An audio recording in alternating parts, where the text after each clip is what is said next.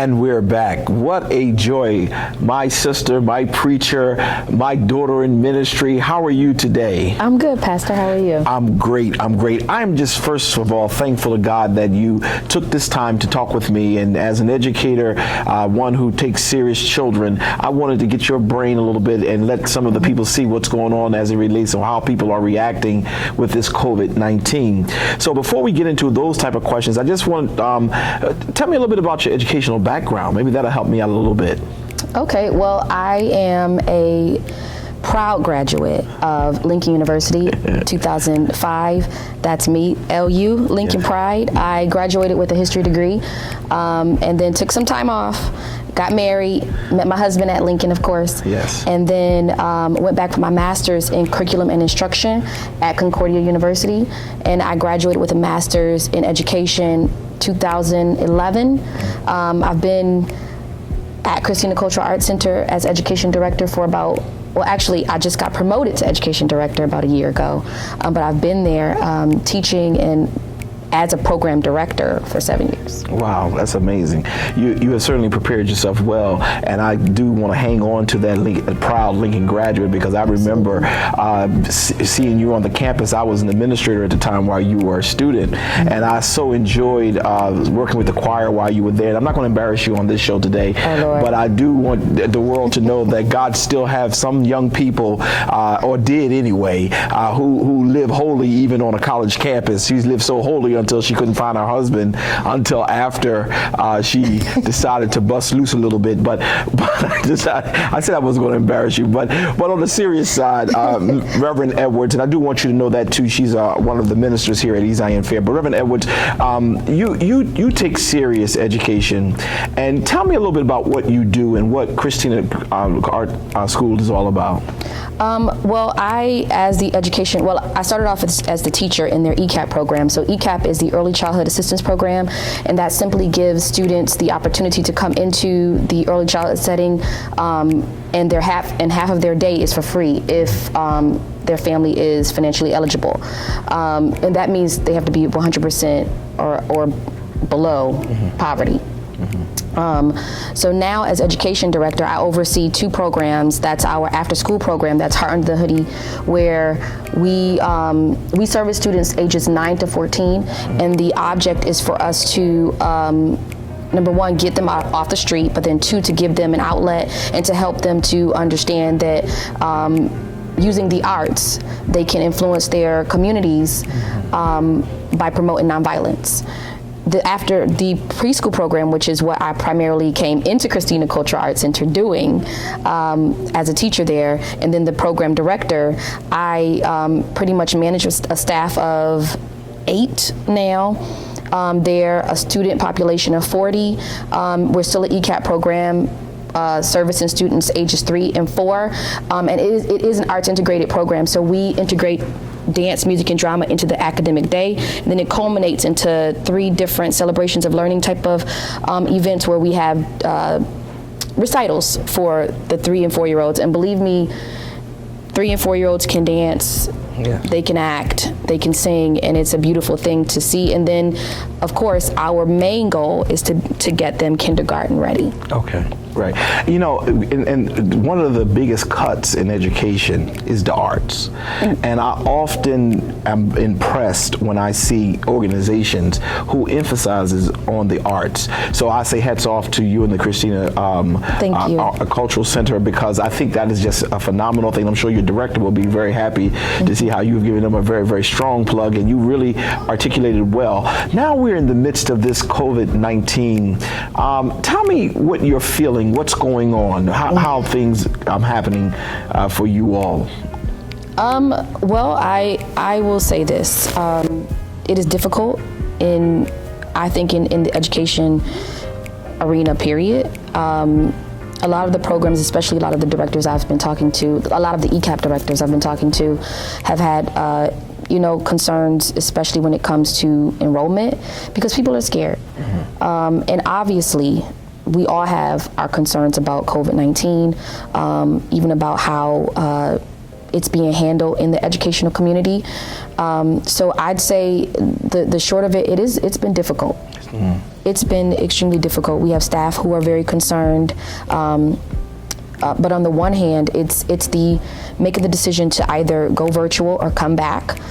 In many instances, a lot of directors like myself did not have the option to, well, technically we did have the option, but we didn't have parents who would support being on virtual, so we did not have the option. So in order to maintain my program, in order to keep our staff paid, I had to make the decision to bring our students and our staff back, and it's been difficult. It's been really difficult, Pastor. Yeah, just like, I was listening to you carefully. It's true, you really didn't have the option because the parents wanted their children to be in person, not so much because they wanted their children out of the house, I really feel because a lot of them are frontline workers or people who have to work. They have to and work. I don't think people understand when you hear on the news how sometimes it's difficult for us to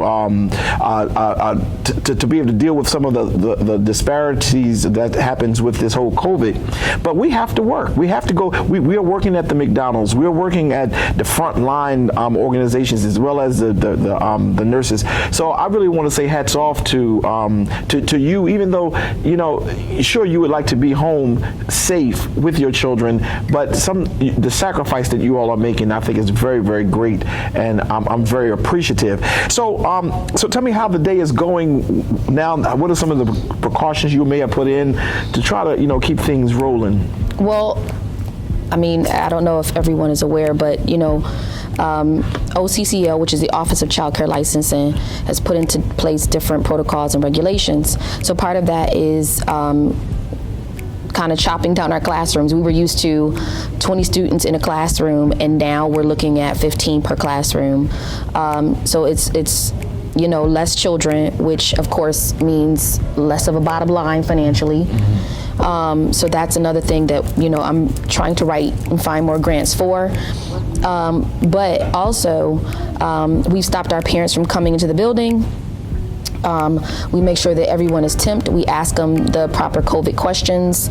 And now getting a letter basically saying from OCCL again saying, oh, it's okay for parents to come in. But at this point, I'm like, no, we're going to remain where we are. Parents still have to come in to the front door, check their children in, leave the children at the front door with the same questions. I've even gotten to the point now where we used to have an open door policy where our parents could just come in, anytime they feel like it. Now that's not possible. And we used to also allow families to bring their children. Pretty much, we have parents who will bring their kids at lunchtime because we know that we serve an underserved population and a lot of them need food. So we didn't stop parents from coming to bring their children. Where now, I had to tell a parent this morning, she said, I didn't realize that school was open. I said, well, I'm sorry, but 9:30 is our cutoff. And she said to me, well, I can get them there by 9:45. I said, 9:30 is our cutoff, and I'll see you tomorrow. So it was difficult to have to say that to her, but I had to hold true to what our protocols are. That's right. Because I knew, number one, my staff is in full swing of the day. I may or may not have the opportunity to get upstairs to check a child in. Our registrar is working. That's not her responsibility. So, I mean, we've had to put a number of things in place, putting our stickers down on the floor to, indicate 6 feet, social distancing, cutting even our school of the arts class sizes, cutting our after school programming size, going hybrid with that. So we do have some of the students on virtual, some of the students in the building. So it's been a huge adjustment and a huge change to our regularly scheduled programming.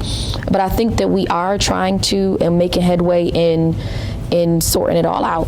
Yeah, and there is so much that is going on as I was listening to you, but I'm very grateful that you did stick to your guns because a lot of times people don't understand when you break one protocol, it causes another one to be broken. Absolutely. And then another one to be broken. So I really appreciate you being firm on it because you have to protect yourself, your staff, as well as those other children that are there. There are a couple of things that we're starting to do now where we're going to start the random testing right here at our center, not right here, but we're going to send our staff so that we can continue to be safe. Have y'all had any breakouts there? Not as of yet. Okay. But I do believe that one of our staff is going. I myself A bunch of our staff have now been tested. So we have been telling families and students and staff, you have to get tested. Our artists have to get tested in order to come back in the building. So we've made strides, but I mean, I don't feel like we're immune to it. Right, absolutely. Because people, they go out, they have families, That's right. you know, but we just take the precaution to make sure that if in the event that it does happen, I mean, I do know that we do have an employee now. I haven't seen her in a while, but I do know that she was afraid that she may have been exposed. So, I mean, the first thing I said to her was, go get tested, and we'll see you when your tests come back. Yeah, and I want to say to those who are watching, please be mindful of the fact that there are other people who are at risk. So when you find that you are sick or you feel that you have been exposed, it's important that you say something. I don't believe that you've done anything wrong. It's not like it's a sin. This is a virus, and it is non-discriminative. So I really do appreciate how you all are handling the children as well as the staff. Before we leave, today I'm going to I brought you in because you are in the classroom with the children. But I want to say something about our church a little bit so they'll know that as a very active member, and by the way, quite a preacher she is. So I just want to always throw that out there because Zion Fair has some of the best preachers in the town. But is there anything you would like to share with your Zion Fair Church family? I would say just keep moving, keep moving, keep moving. Allow God to do what he's going to do. Don't get scared because, number one, God has not given us the spirit of fear, but of power, of love, and of a sound mind. We don't have to be afraid of anything, but we do need to trust. So keep moving, keep trusting, no fear. Amen. Amen. See how fast she gave that sermon? Keep moving, keep trusting, no fear. 3 points. That's a true Baptist preacher. And that's why we enjoy her. So even though she's more Pentecostal than anybody I know, but we thank God for the time that she shared with us today. And I'm just grateful to God. I'm going to interview your husband today too. So this is going to be wonderful to have an opportunity. And at some point I'm going to bring you all back because I want to talk about the ministry that you all are leading here at our church. And you're not just in one ministry, but you're in many different things, just like your husband. But thank you for taking the time to talk with me today. Pastor. And it has been a joy. I'll be right back.